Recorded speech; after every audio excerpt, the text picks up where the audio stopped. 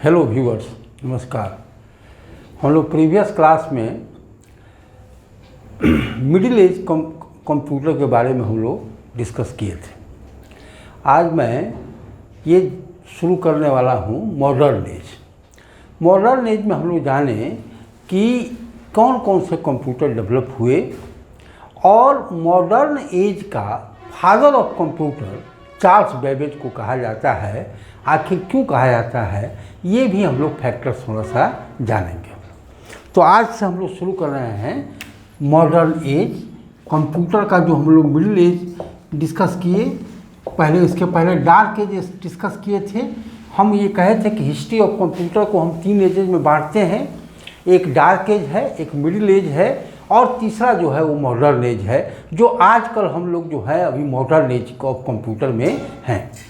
तो middle age में तो हम लोग डिस्कस किए कि चार्ल्स बेबेज ने एनालिटिकल इंजन डेवलप किया और जो है एनालिटिकल इंजन पूरा माने सक्सेस नहीं हुआ था, लेकिन वो थोड़ा सा इनकम्प्लीट जो है छूट गया था। लेकिन जब इलेक्ट्रिक डेवलप हुआ और इलेक्ट्रिक पर मशीन जो है वो काम करने लगा और कंप्यूटर को भी इलेक्ट्रिक डिपेंडेंट बनाया गया, और चार्ल्स बेबेज ने जो कॉन्सेप्ट प्रोवाइड किया था एनालिटिकल इंजन में, उसको जो है इलेक्ट्रिक के माध्यम से उसको प्रोसेस किया गया और वो सक्सेस हो गया। जो एनालिटिकल इंजन का कॉन्सेप्ट उन्होंने दिया था वो कॉन्सेप्ट इलेक्ट्रिक पर डिपेंड होकर के कंप्यूटर जो है वो कॉन्सेप्ट जो है वो सक्सेस हुआ, और इसलिए और एक नया एज शुरू हो गया जिसको कहा गया era of modern age of computer. तो मैकेनिकल ही था, but that machine was handled by the electricity. So electricity dependent जो कंप्यूटर बना वो मॉडर्न एज कंप्यूटर कहलाया, और इसलिए चार्ल्स बेबेज को हम लोग father of modern age computer कहते हैं।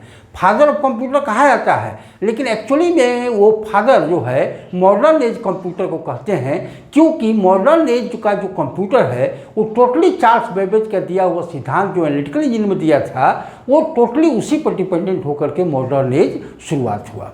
तो मॉडर्न एज का जो पहला कंप्यूटर डेवलप किया था हावर्ड आइकन ने, जो मार्क 1 कंप्यूटर के रूप में डेवलप किया, वो एक्चुअली में मैकेनिकल कंप्यूटर था जो इलेक्ट्रिक के द्वारा जो है वो चलाया गया, उसको प्रोसेस किया गया, इसलिए उसको इलेक्ट्रोमैकेनिकल कंप्यूटर कहा गया। तो हावर्ड आइकन ने मार्क 1 कंप्यूटर डेवलप किया था हावर्ड यूनिवर्सिटी में 1939 के करीब में, लेकिन 44 तक वो पूरा फंक्शनिंग में आ गया।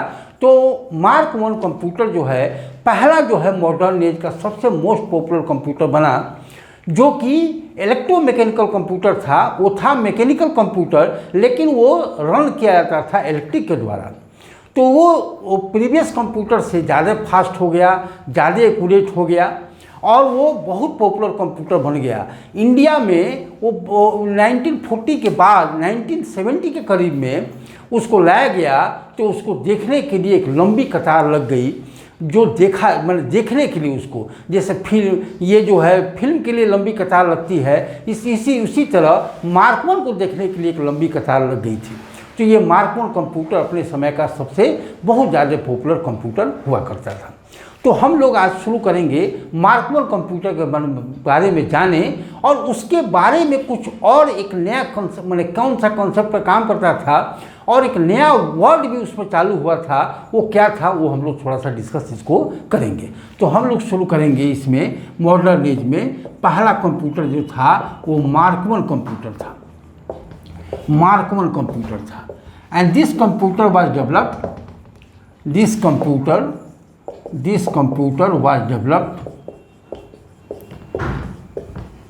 was developed by Howard Icahn at Harvard University of USA. At Harvard University of USA. Harvard University of USA. Of USA in 1939. In 1939. ये जो है टोटली मैकेनिकल था, लेकिन वो इलेक्ट्रिक के द्वारा चलाया जाता था, इसलिए इसको इलेक्ट्रोमैकेनिकल कंप्यूटर कहते हैं। और ये टोटली डिपेंड था एनालिटिकल इंजन का जो प्रिंसिपल था, जिसको उन्होंने स्टडी किया और उन्हीं के प्रिंसिपल के आधार पर ये मार्क I कंप्यूटर बनाया था। वो करीब करीब जो है वो 50 फीट लेंथ में था, करीब 8 फीट उसका विड्थ था, जो 8 फीट हाइट था और 2 फीट जो है उसका डेप्थ था। ऐसे कंप्यूटर उन्होंने बनाया था और लार्ज इलेक्ट्रिकल सर्किटरी का इसमें यूज किया गया था। एक तरह समझो कि ये जो है उसमें जितना इलेक्ट्रिसिटी कंज्यूम हो जाता था, जो छोटा मोटा शहर को इलेक्ट्रीफाई उस समय किया सकता था, उतना इलेक्ट्रिसिटी मैंने अकेले जो है ये मार्क I कंप्यूटर लिया करता था। तो ये Mark I computer totally dependent था। Mark I computer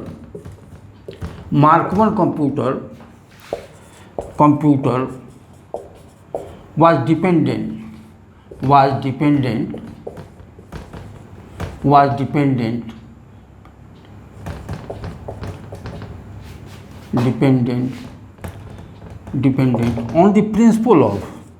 on the principles of analytical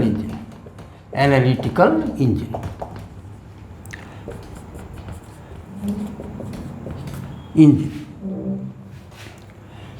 analytical engine वो जो है एनालिटिकल इंजन का जो प्रिंसिपल था, जिसमें स्टोर करने की कैपेसिटी थी, ये जो है मिल एक अलग था जिसमें प्रोसेसिंग घड़ों का काम करता था, वेरिएबल था, ये जो है कार्ड था जो ऑपरेशन सेलेक्ट करने। उसी तरह मार्क I कंप्यूटर जो है इसका यूज भी जॉन वॉन न्यूमन ने अपने समय में किया था, जो प्रोग्रामिंग करके इसमें जो है अपना काम वो किए थे। जॉन वॉन न्यूमन बाद में हम लोग डिस्कस करेंगे, वो बहुत कुछ कंप्यूटर को दिए थे नया। तो ये मार्क I कंप्यूटर अपने समय का सबसे मोस्ट पॉपुलर कंप्यूटर हुआ था और यहीं से शुरुआत हुआ एक्चुअली में the era of modern age. ये जो है मार्क I कंप्यूटर अपने पहले एंसेस्टर कंप्यूटर से बहुत ही ज़्यादा फास्ट था, बहुत एक्यूरेट था, लेकिन जब इसमें मैंने लोग इसका यूज करने लगे और एक्टिविटी बढ़ गई। हम जानते हैं कि जब सुविधा बढ़ती है तो लोगों की एक्टिविटी भी बढ़ जाती है, तो जो प्रेजेंट जो उसके पास सुविधा उपलब्ध है उसमें कमी नज़र आने लगती है। वही मार्क I कंप्यूटर के साथ चला। उसी समय ये जो है ये वर्ल्ड वार सेकेंड छिड़ गया था और मार्क I कंप्यूटर का ज़बरदस्त यूज हुआ था। जितने भी एंसेलरीज जाते थे और ले आता था, उस सब का जो है कैलकुलेशन ये मार्क I कंप्यूटर में भी किया गया था, जो कि ज़बरदस्त उस समय यूज हुआ था। तो इसमें खामी क्या नज़र आई कि मार्क I कंप्यूटर मैकेनिकल था, जिसके चलते इसमें फ्रिक्शन होता था, गियर्स एंड व्हील्स पर ये भी काम करता था और फ्रिक्शन होता था, जिसके चलते इसमें आवाज़ बहुत होती थी। जैसे फैक्ट्री आवाज़ करता है उसी तरह ये भी आवाज़ बहुत करता था और फ्रिक्शन होने के चलते धीरे धीरे गियर्स एंड व्हील्स घिसने लगता था और घिसते घिसते वो उतना राउंड नहीं मूव कर पाता था जितनी ज़रूरत थी, जिसके चलते कुछ दिनों के बाद वो एरनियस हो जाता था, उतना जो है वो एक्यूरेट रिजल्ट नहीं दे पाता था। तो इस तरह से इसमें ये कमी नज़र आई थी उस समय जो है मार्क I कंप्यूटर में था। और इतना लार्ज सर्किटरी इसमें यूज होता था और इलेक्ट्रिक की सप्लाई होती थी कि 2 इंजीनियर इसके लिए बहाल रहते थे। करीब करीब 5 टन इसका वेट हुआ करता था और 2 इंजीनियर्स अकेले इस कंप्यूटर के लिए बहाल थे जो एलवेज देखते थे। लेकिन तभी भी कभी कभी इलेक्ट्रिक शॉर्ट हो जाता था तो 2 दिन लग जाता था इसको सर्किटरी को चेक करने में कि कहाँ शॉर्ट किया गया है, शॉर्ट हुआ है। एक समय की बात है, इसमें शॉर्ट हो गया, जो साइंटिस्ट थे उसको खोजने लगे। तो ये जो है इंजीनियर जो है खोजने लगे, तो ये खोजते खोजते देखे कि एक बग जो है, बग मतलब खटमल के चलते शॉर्ट सर्किट हो गया था और वो बग को हटाए और चालू किए। वही बग जो है आजकल प्रोग्रामिंग में यूज होने लगा है, जो कहते हैं लोग कि there is a bug in a program. वही बग जो मार्क I कंप्यूटर में था, जिसको हटाया गया, दूर हो गया, तो वो एरर के रूप में उसको माना गया और वो जो है बग प्रोग्राम में आजकल यूज होने लगा है। There is a bug in a program मतलब प्रोग्राम में एरर है और डीबग का मतलब होता है बग को हटाना। वो उस समय मार्क I कंप्यूटर में बग को हटाया गया था तो डीबग कहलाया और वो प्रोग्रामिंग में यूज होने लगा कि डिबगिंग द प्रोग्राम मतलब एरर को हटाना। तो ये मार्क I कंप्यूटर का ही वर्ड है बग और डीबग, जो आजकल प्रोग्रामिंग में यूज होता है। इस तरह से मार्कोन कंप्यूटर अपने समय का एक पॉपुलर कंप्यूटर हुआ था, लेकिन उसमें डिमेरिट यही नज़र आई कि आवाज़ बहुत करता था और कुछ दिनों के बाद एररनियस हो जाता था।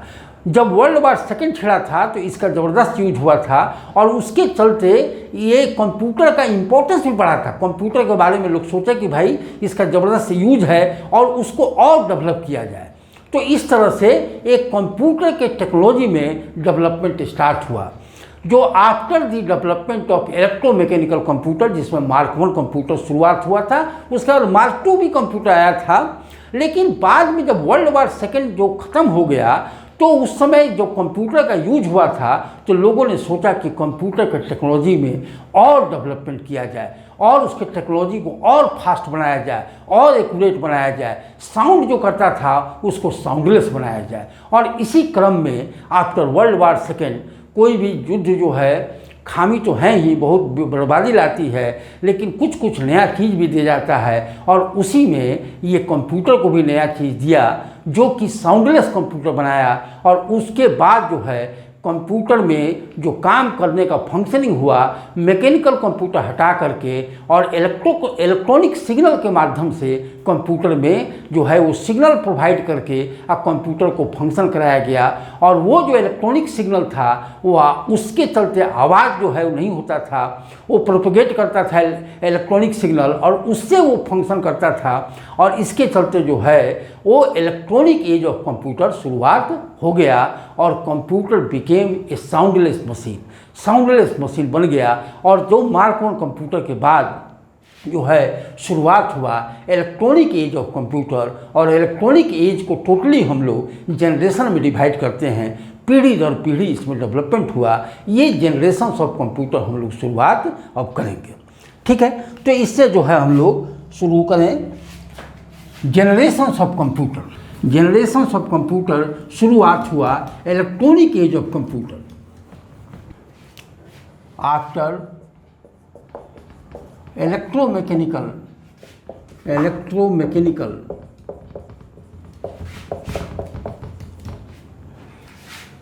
Technology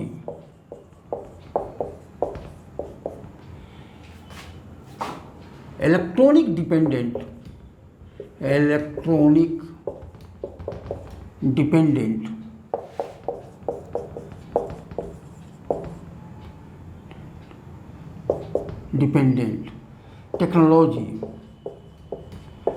technology was introduced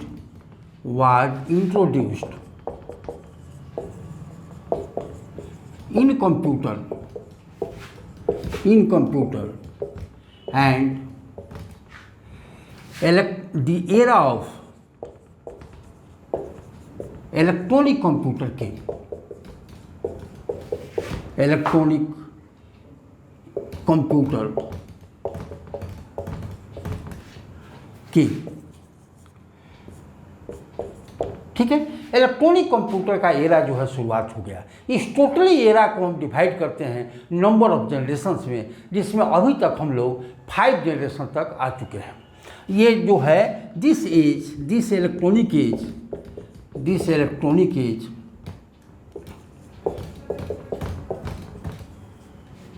has been divided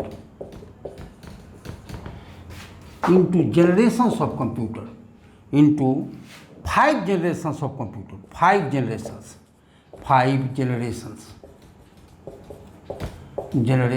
of electronic computer. 5, ये टोटली इलेक्ट्रॉनिक एज को हम लोग 5 जनरेशन्स पे डिवाइड करते हैं, जो शुरुआत हुआ फर्स्ट जनरेशन से। और यहीं से शुरुआत करेंगे हम लोग फर्स्ट जनरेशन में ये कैसे काम करता था। तो हम लोग शुरू करें ये इलेक्ट्रॉनिक, टोटली इलेक्ट्रॉनिक में इलेक्ट्रोमैकेनिकल के बाद इलेक्ट्रॉनिक एज आया, और इलेक्ट्रॉनिक एज को हम टोटली जो है वो 5 जनरेशन्स में डिवाइड करते हैं। वो जो है जनरेशन्स हम लोग शुरुआत अब करेंगे। तो हम लोग शुरू करें अब generations of computer. Generations of computer जो है, कैसे इसको जनरेशन्स ऑफ कंप्यूटर क्यों कहा गया? Generations of computer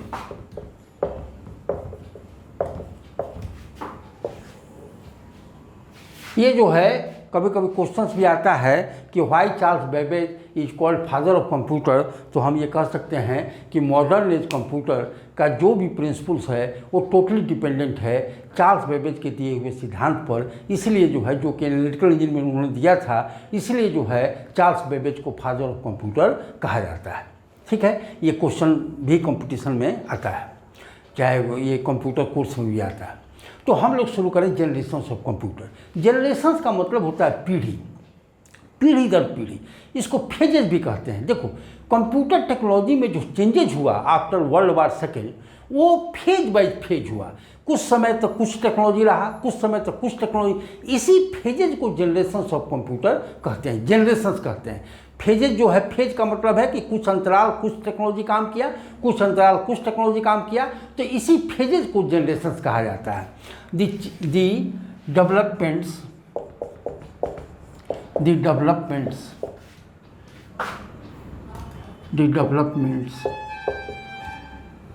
in technology of computer, technology of computer took place in phases, and these phases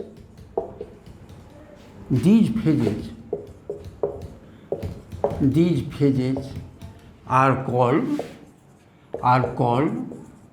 generations। इसी को generations कहते हैं, are called generations।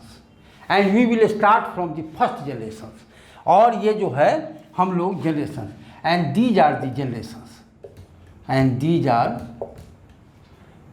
are the generations of electronic computer, generations of electronic computer।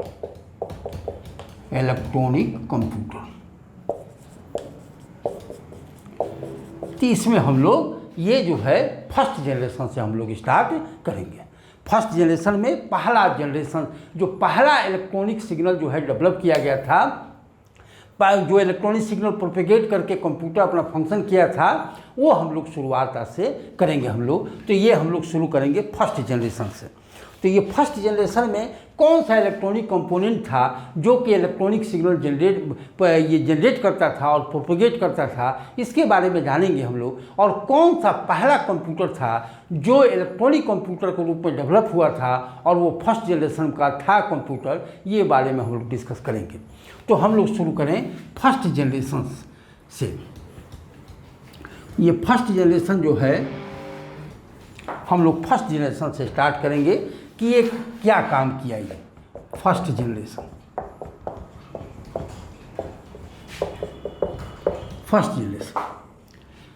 देखो, पहला बार जो है एक electronic signal generate करने के लिए एक कंपोनेंट डेवलप किया गया था जिसका नाम था vacuum tube.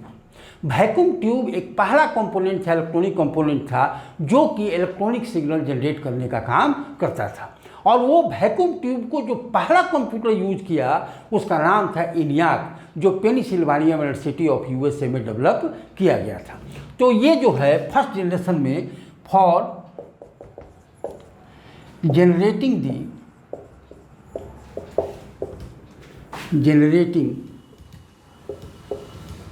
Electronic signal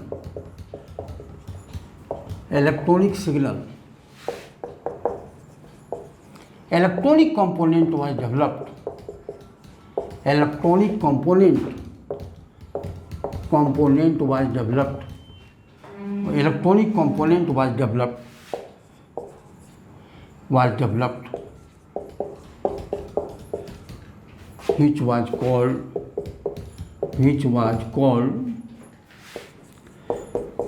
vacuum tube, which was called vacuum tube। Vacuum tube, एक वैक्यूम का मतलब होता है जो निर्वात, मतलब उसमें एयर नहीं हो, और वो शीशा का एक बना हुआ रहता था। और वो जो वैक्यूम ट्यूब का था, ये फिगर वो इस तरह से हुआ करता था, एक शीशा का जार टाइप का बना हुआ रहता था, और वो जो है ये वैक्यूम ट्यूब जो एयर उसमें एयर निर्वात था, मतलब एयर उसमें नहीं रहता था, और एक जो है वो वायर रहता था जो इलेक्ट्रॉनिक सिग्नल जनरेट करने का काम करता था। ये जो है ये वैक्यूम ट्यूब इसी के लिए डेवलप किया गया था। तो ये वैक्यूम ट्यूब जो है ये यूज किया गया और इलेक्ट्रॉनिक सिग्नल जनरेट करने के लिए। और वो जो पहला कंप्यूटर जो था वो ENIAC कंप्यूटर था जो कि पेनिसिल्वानिया यूनिवर्सिटी में डेवलप किया गया था, और वो वैक्यूम ट्यूब का यूज किया for generating the electronic component, और उसमें प्रोपोगेट करके उसमें बहुत सारे रेसिस्टर्स कैपेसिटर्स यूज किया गया, और जिससे जो है वो कैलकुलेशन का काम, मतलब कि कैलकुलेशन एंड मैनिपुलेशन का काम करने लगा। तो ये जो है पहला कंप्यूटर फर्स्ट जनरेशन का जो आया वो इलेक्ट्रॉनिक कंपोनेंट का भी पहला कंप्यूटर था जिसका नाम था ENIAC। ENIAC was the first computer जो है ENIAC जो है ENIAC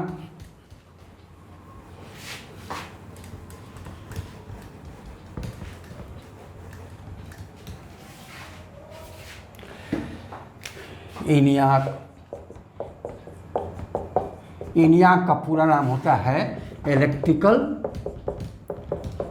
न्यूमेरिकल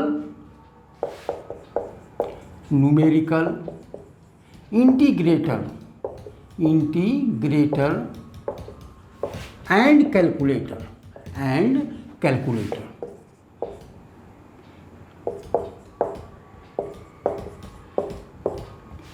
ENIAC जो है ENIAC was the first computer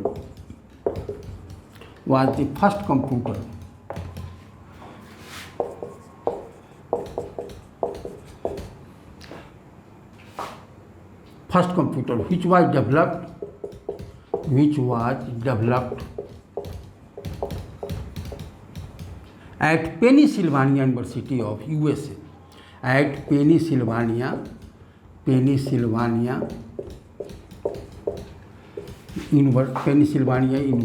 of USA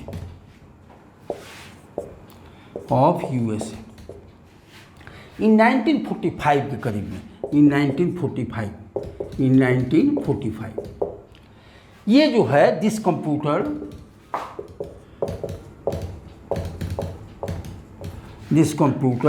uses number of vacuum tube, resistor, capacitors,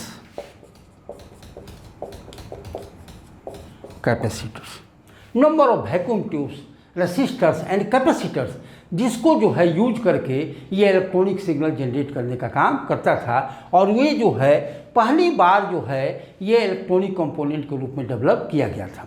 इसका भी वजन, ये साइज जो है वो बड़ा हुआ करता था उस समय, करीब 25,000 रेसिस्टर्स, ये वैक्यूम ट्यूब 75,000 रेसिस्टर्स, इसी तरह ये जो है मिल करके इसको बनाया गया था। और उसको इलेक्ट्रिक इतना कंज्यूम करता था कि उसको जो है हीट हो जाता था, और उसको ठंडा करने के लिए एक कूलिंग टावर बनाया गया था जिससे पानी आता था और चारों तरफ उसको घेर कर रहता था कि वो पानी से वो नली लगाया जाता था इसके चारों तरफ कि उसको ठंडा करने के लिए, इतना वो इलेक्ट्रिक कंज्यूम करता था। लेकिन वो जो है वो पहले वाले कंप्यूटर से ज़्यादा फास्ट था। अबाउट 5000 एडिशन, ये 500 मल्टीप्लिकेशन पर मिनट जो है वो करने का काम करता था, इसलिए जो है वो ज़्यादा पॉपुलर हुआ और लोगों के बीच में ENIAC कंप्यूटर जो है वो बहुत ज़्यादा पॉपुलर हुआ। ENIAC कंप्यूटर के बाद भी बहुत सारे कंप्यूटर डेवलप किए गए। जो फर्स्ट जनरेशन में आया था यूनिवैक कंप्यूटर था, EDSEC कंप्यूटर था, ये सब जो है कंप्यूटर आया और ये फर्स्ट जनरेशन से इलेक्ट्रॉनिक ये सब कंप्यूटर से ये शुरुआत हो गया। इस तरह से ये जो है ENIAC कंप्यूटर जो है वो डेवलप किया गया था और फर्स्ट जनरेशन का ये पहला कंप्यूटर था जो कि पेनिसिल्वानिया यूनिवर्सिटी में इसको डेवलप किया गया था। इस तरह से ये फर्स्ट जनरेशन का शुरुआत हो गया। वो 1945 के करीब में इसको डेवलप शुरू हुआ था और 1955 के करीब तक ये रहा। तो इस तरह से ये जो है ENIAC फर्स्ट जनरेशन शुरुआत हो गया। तो लोगों को एक्टिविटी बढ़ा, लोग जो है वो ज़्यादा अब इस पर वो डिपेंडेंट हो गए कंप्यूटर पर, और ये कंप्यूटर पर डिपेंडेंट होने के चलते लोग ज़्यादा से ज़्यादा अब काम करने लगे, ज़्यादा से ज़्यादा कैलकुलेशन करने लगे। तो डाटा जब बढ़ने लगा तो ये जो प्रेजेंट जो कंप्यूटर था वो लगने लगा कि भाई और इसमें स्पीड होनी चाहिए। कभी भी जो है वो आदमी मैंने संतुष्ट नहीं होता है, कुछ और भी नया चीज़ करने के बारे में सोचता है। तो इसी क्रम में जो है वो फर्स्ट जनरेशन शुरुआत किया गया था और फर्स्ट जनरेशन एक सक्सेस हुआ। इसमें कई कंप्यूटर डेवलप किए गए, ENIAC उसमें पहला था, एडवैक था, एडसेक था, ये जो है ये लियो कंप्यूटर भी आया था। इस तरह से ये बहुत सारे कंप्यूटर आए, लेकिन वो कंजम्पशन इतना इलेक्ट्रिक का होता था और ये करीब करीब जो 2 कार गैरेज का जो साइज है वो 2 कार गैरेज मिल करके ये कंप्यूटर आता था। इस तरह ये साइज लेता था, इतना इलेक्ट्रिक कंज्यूम करता था। लोग बाद में सोचे कि कुछ न साइज को कुछ घटाया जाए, कुछ इलेक्ट्रिक कंजम्पशन उसमें कम किया जाए। तो इसी क्रम में जो है एक नया इलेक्ट्रॉनिक कंपोनेंट डेवलप हुआ और इसी तरह सेकंड जनरेशन ऑफ जो है इलेक्ट्रॉनिक एज कंप्यूटर का जो है सेकंड जनरेशन शुरुआत हुआ, जिसको हम लोग नेक्स्ट क्लास में डिस्कस करेंगे। तब तक के लिए धन्यवाद।